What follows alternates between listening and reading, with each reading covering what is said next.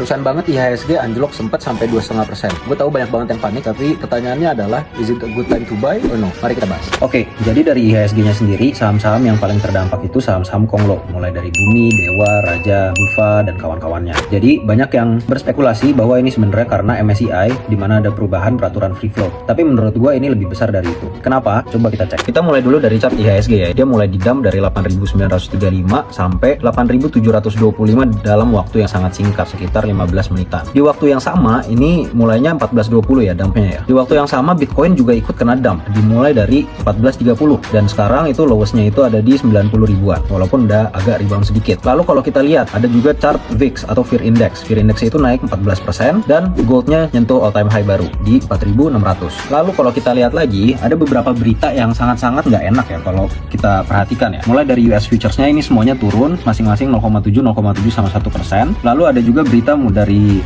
China atau Xi Jinping, di mana dia janji akan reunify Taiwan, di mana ini udah jadi agenda China sejak lama ya. Dan beberapa waktu kemudian, tanggal 8 Januari, keluar news bahwa US itu akan mulai jualan senjata ke Taiwan. Jadi timingnya ini agak-agak suspicious juga ya. Lalu ada juga Trump itu sekarang lagi mulai involve ke Iran, dan setelah apa yang dia lakuin di Venezuela, kayaknya ini akan dilakukan oleh China, diikutin sama China untuk dilakukan ke Taiwan. Selain itu, Trump juga udah mulai consider untuk mulai intervensi di Iran setelah dia udah ngelakuin operasinya di Venezuela.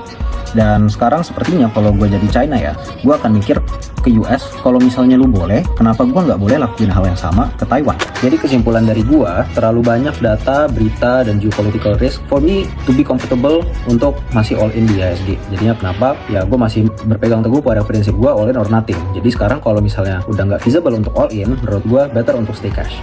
Jadi dari data-data yang ada, semoga kesimpulan gue salah dan perang dunia ketiga ini nggak beneran kejadian.